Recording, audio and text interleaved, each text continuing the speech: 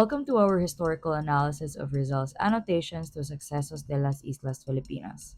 This historical analysis is presented by Lauren Catanda, Vera Cruz, Lorraine Du, Andrea Duhig, and Michaela Espiritu.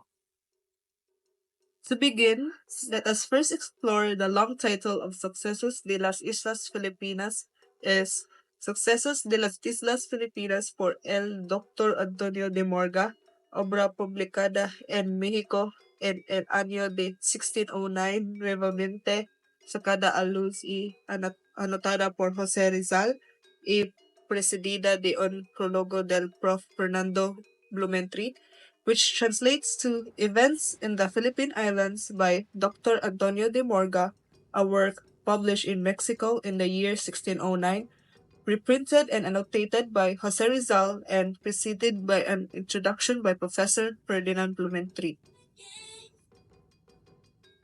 Let's define the terms. Annotation refers to the notes Rizal added to clarify historical details. It is a short explanation or note added to a text or image, or the act of adding short explanations or notes. Sucesos represents a first-hand account by a Spanish official on Philippine history. It means the work of an honest observer, a versatile bureaucrat who knew the workings in the administration from the inside. Las Islas Filipinas means the Philippine Islands, named after King Philip II of Spain. Sucesos de las Islas Filipinas is authored by Antonio de Morga in 1609. It offers one of the earliest detailed accounts of the Philippines during Spanish colonization. Morga's purpose was to document Spanish achievements in exploring and converting the islands. Despite its Spanish perspective, it remains an invaluable source for Philippine history. The book covers various aspects of Spanish colonial administration, military events, and religious conversions in the Philippines. It is divided into 8 chapters, each detailing different periods and leaders. Rizal annotated these sections, correcting factual errors about native names and customs. Antonio de Morga was a Spanish colonial official and historian with 43 years of colonial service. His work, Sucesos, highly valued for documenting Spanish colonization of the Philippines. He also served in various roles, including as a judge and navy commander. Rizal's discovery and annotation. Rizal found Morga's book in London, hand-copied, and annotated it. His notes highlighted the Philippines' pre-colonial history, portraying it as rich and self-sufficient. Sucesos thus became a significant task for understanding early Philippine society beyond Spanish accounts. What led Jose Rizal to Morgan's work? Driven by a desire for historical truth, Rizal sought to understand the impact of Spanish colonization on the Philippines. He viewed pre colonial society as prosperous and culturally vibrant. Encouraged by Ferdinand Blumeret, he annotated successes to reclaim his history. Rizal dedicated 4 months researching and writing about the annotation, and it took almost a year to publish the manuscript in Paris, released in 1980. Why did Jose Rizal choose Morga's work? First is rarity. Rizal opted for the first edition of Morga's work from the British Museum due to limited availability of copies in print and Spanish, as well as errors in translated versions. Second is civil history. Morga focused on civil matters, presenting a secular history of the Philippines. He viewed Philippine history during the Spanish colonial periods on extensions of Spanish history. Next is objectivity. Rizal considered Morga's success to be more objective than the other sources, which often included miraculous and suspicious accounts by clergy. Morga offered a grounded historical perspective. Next is sympathetic view. Morga portrayed the circumstances of the Indius more favorably, contrasting with the often racist views presented by religious writers. Next is credibility. As a colonial official and eyewitness, Morga's long term residence in the Philippines gave his account credibility, making him a primary source for colonial history. So, Rizal selected Morga's work for its rarity, secular focus, and relatively objectivity compared to clergy authored accounts. Morga provided a more favorable view of the indigenous people and avoided supernatural claims. This made successes a credibility source for results purposes rather. Oh, Rizal's purpose of annotating Morga's work. First is to awaken the consciousness of the Filipinos regarding their glorious way of the past. Second is to correct what has been distorted about the Philippines due to Spanish conquest. Three is to prove the Filipinos as civilized or advanced even before the coming of the Spaniards. Rizal aimed to inspire Filipinos' pride in their heritage and counteract colonial distortions of history. He wanted to show that Filipinos were advanced before Spanish colonization. His annotations serve as a call to Filipinos to recognize their cultural achievements and rich history.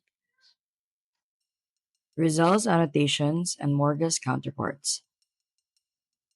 Spanish colonialism. Now let's explore Morga's perspective. Morga presents a largely favorable view of the Spanish presence in the Philippines, portraying the colonial efforts as beneficial and even necessary for the Filipino people. He highlights the supposed benefits of Spanish colonization, such as the introduction of Christianity, which he sees as a way to civilize the Filipinos by giving them spiritual guidance. Morga also emphasizes the establishment of governmental institutions, believing these brought order and stability to the islands, and he portrays Spanish control over trade as a means of integrating the Philippines into global commerce, presenting it as an opportunity for progress. His language is often paternalistic, positioning Spanish influence as both enlightening and indispensable. Now let's explore Rizal's counterpoint.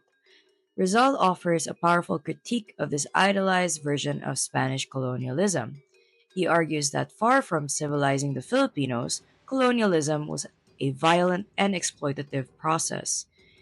He draws attention to the brutal methods used in the conquest, including forced labor and land seizure, which disrupted Filipino lives and livelihoods. Rizal specifically criticizes the encomienda system, a practice where Filipinos were essentially forced to labor on lands owned by Spanish encomenderos, describing it as deeply oppressive and inhumane.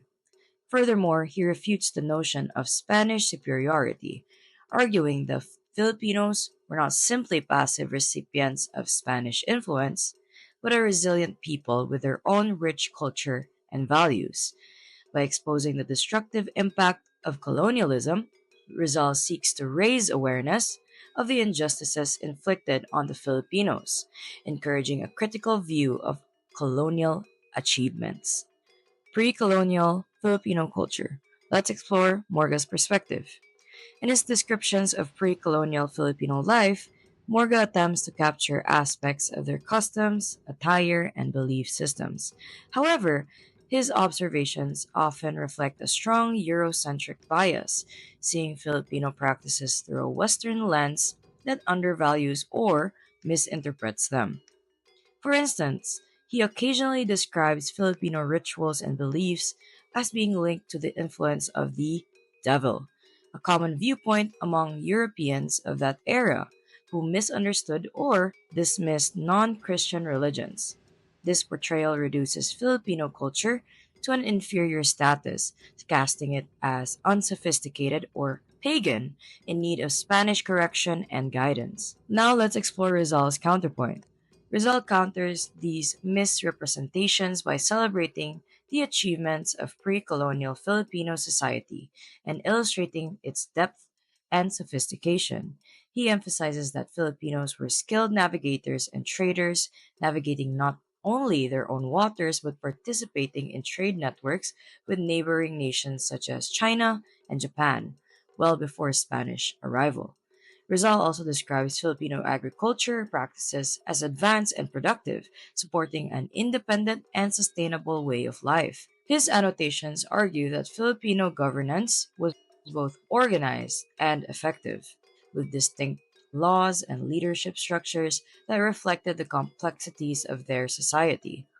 By defending Filipino culture practices, Rizal rejects the view of them as demonic and instead highlights their intrinsic value and spiritual significance, thus challenging Morga's limited and biased understanding. Filipino participation in historical events. Let's explore Morga's perspective.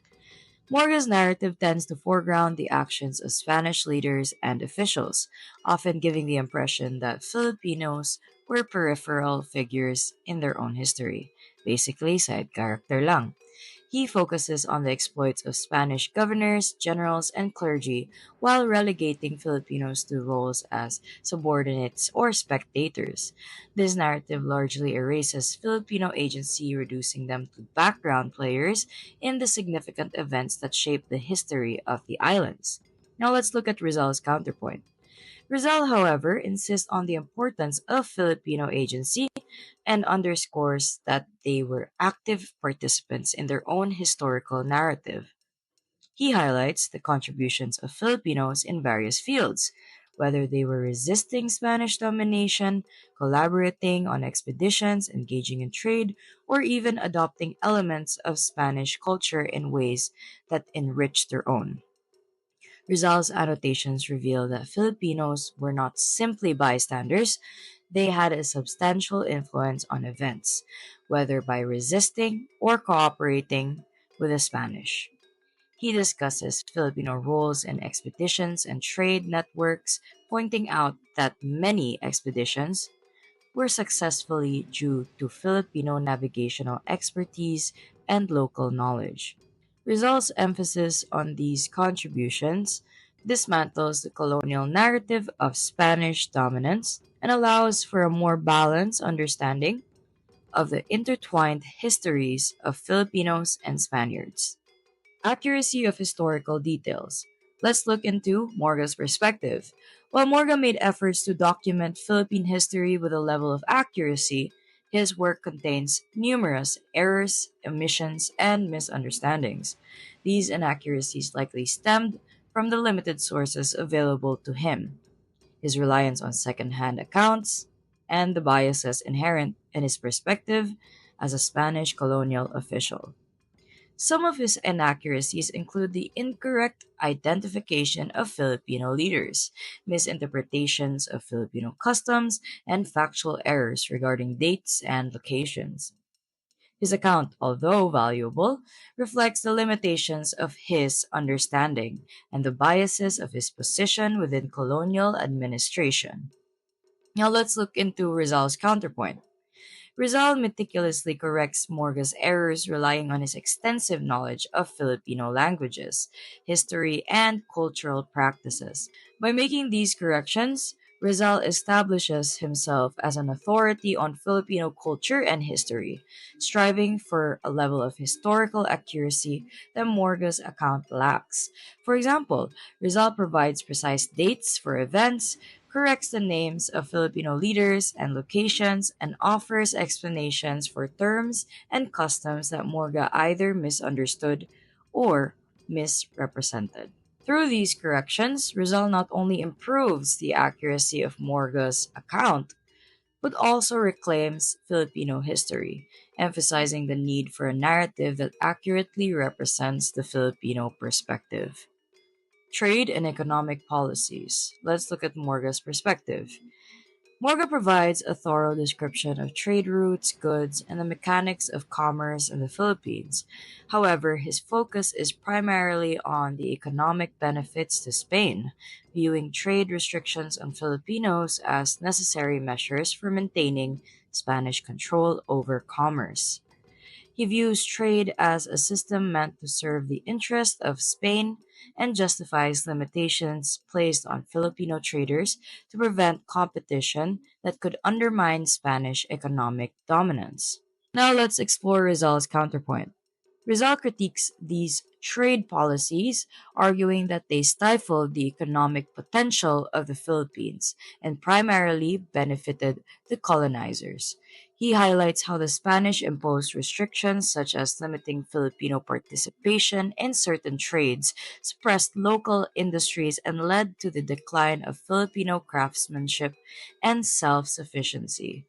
Rizal laments the fact that under Spanish rule, the Philippines could not fully realize its economic potential, and he expresses frustration over the way local industries were disregarded or exploited by colonial policies. By pointing out the entrepreneurial spirit of the Filipinos, Rizal underscores the lost opportunities for economic growth that might have thrived if not for the exploitative trade policies of the Spanish. Now, lastly, Filipino identity and nationalism. Now, let's look at Morga's perspective. Writing from a Spanish perspective, Morga does not explicitly address the concept of a distinct Filipino identity or nationalism, as these ideas emerged later in response to colonial rule. To Morga, Filipinos were simply subjects of the Spanish crown with no unique national identity of their own. His work does not recognize the concept of Filipino unity or the cultural pride that could form the basis of a national consciousness. Now let's look at how Rizal sees it. Rizal uses his annotations as a vehicle to foster a sense of Filipino identity and national consciousness. He seeks to inspire pride in pre colonial achievements, reminding Filipinos of their rich cultural heritage and sophisticated society before Spanish intervention. By correcting historical inaccuracies and exposing colonial injustices, Rizal hopes to rekindle a desire for autonomy and self governance. His annotations are not just corrections to Morga's work, but an effort to awaken Filipinos to their own shared heritage, fostering a collective sense of identity and unity that would support the growing nationalist movement. So hello, to continue to the ongoing reporting, we will be talking about results corrections. First is the date of Legazpi's arrival in Manila. Morga states or incorrectly dates that Legazpi arrived in Manila in 1571. And Rizal corrected this with the year 1570, clarifying that the assault on Manila took place in that year. And also it also marks the beginning of the Spanish occupation. And by correcting these dates, Rizal ensures the historical accuracy, and he views this as an essential for understanding the true impact of the Spanish colonization.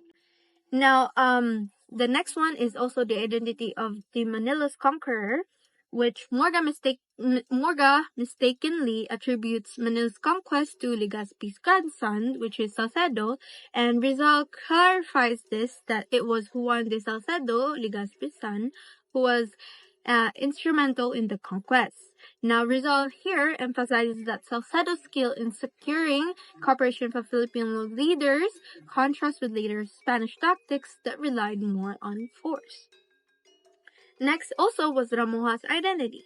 Now, Morga conflates Ramuha with Rahamatandan, two insignificant figures in Manila, but Rizal clarifies it that Ramoja refers to Soliman, the younger ruler who resisted the Spanish colonization, while Rahamatandan means Old Raha.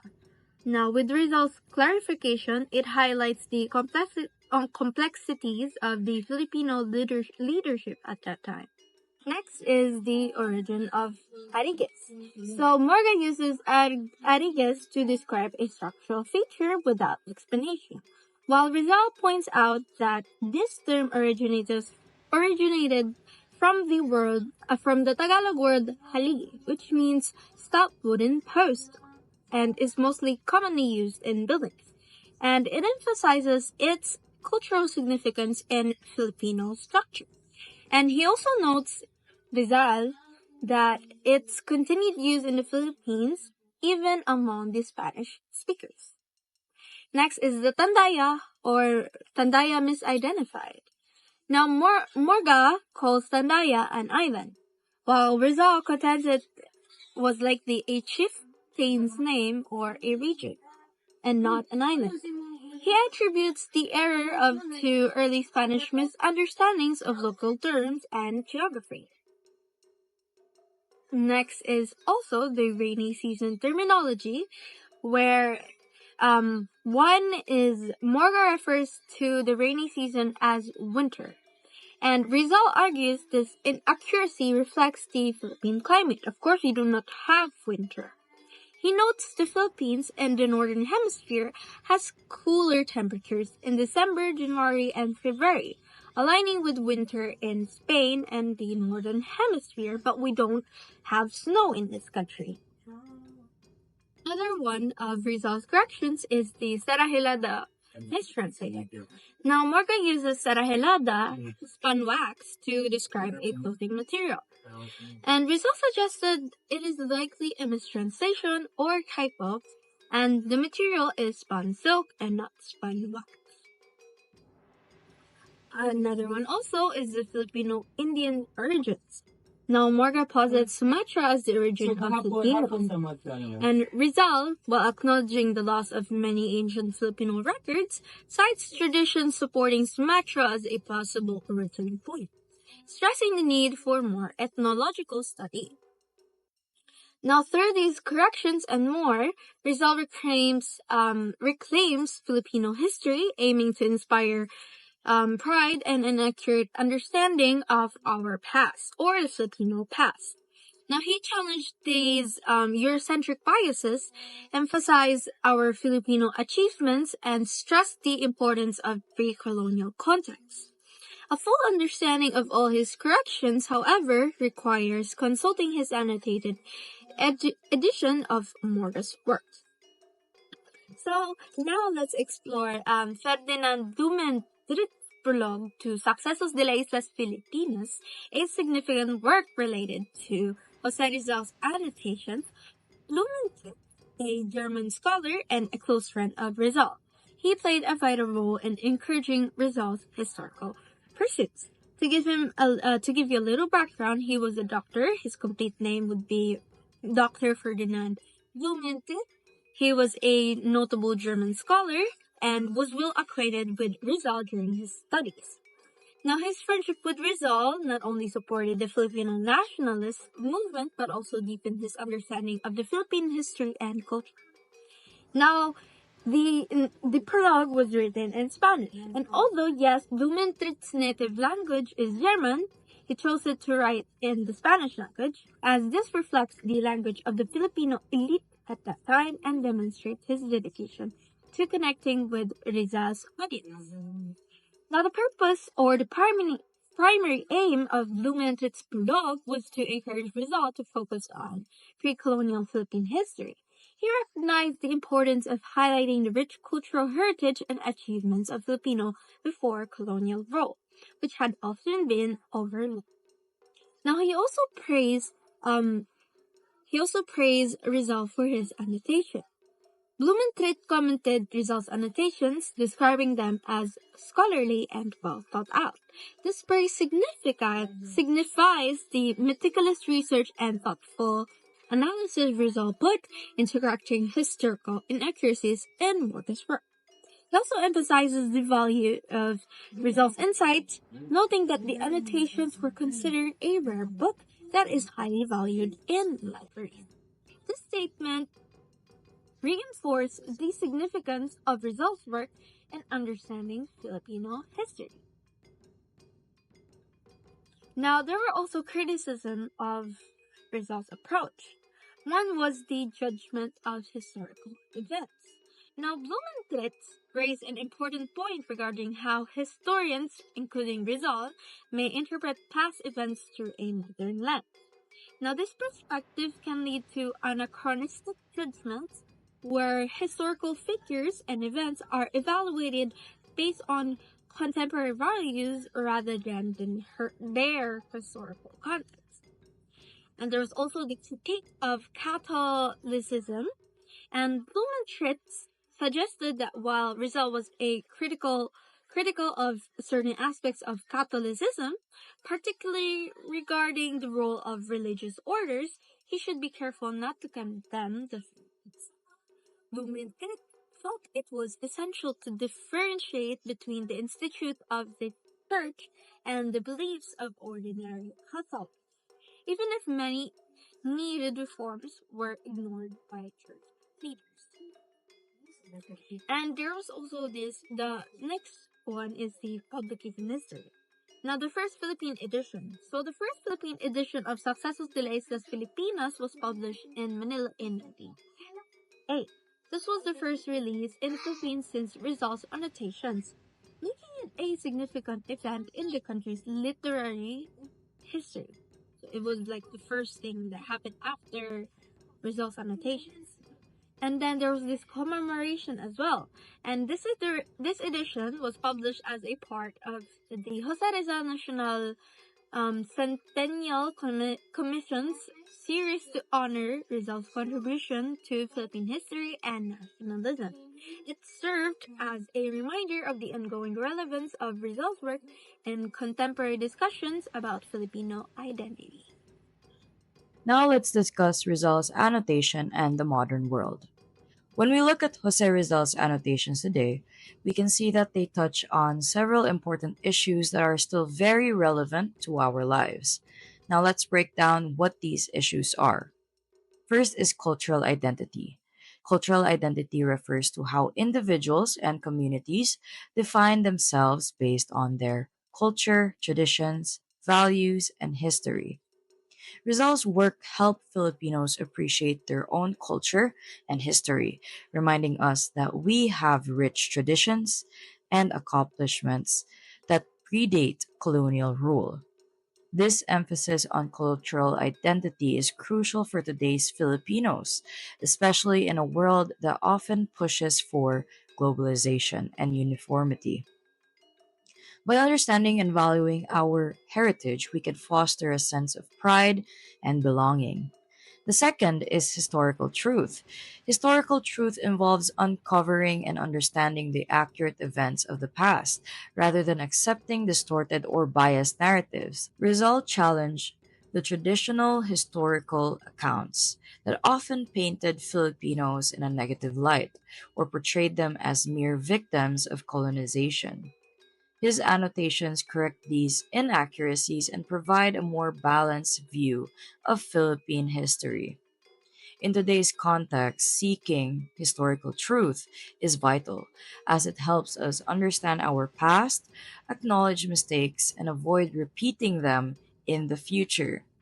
The third is post colonial discourse. Post colonial discourse examines the effect of colonialism on societies after the colonizers have left, focusing on issues like power dynamics, identity, and ongoing inequalities.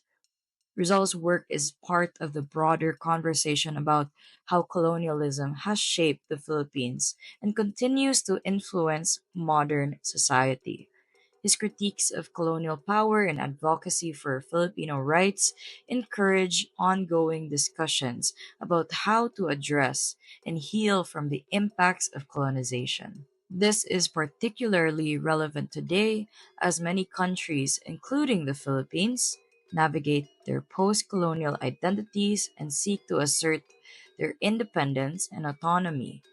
Now, the last issue is the ongoing discussions on religious and political power dynamics. This refers to how religious beliefs and political power interact and affect society. In the Philippines, this relationship can shape laws, governance, and social norms.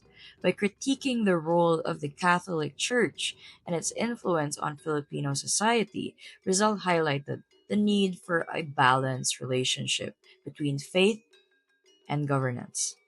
His work encourages current and future generations to think critically about how these dynamics operate today. Discussions around corruption, inequality, and social justice continue to be important as we strive for a more equitable society. In conclusion, Jose Rizal's annotations on Sucesos de las Islas Filipinas were more than scholarly notes. They were a blueprint for Filipino empowerment. Rizal used history as a tool to inspire pride and advocate for independence, highlighting the importance of an accurate understanding of our past. Through these annotations, he showed Filipinos that they are not just subject of colonial empire, but individuals with a rich cultural heritage. Rizal's work has had a lasting impact on Philippine society, and his annotated successes remains a critical text for anyone interested in Philippine history and nationalism.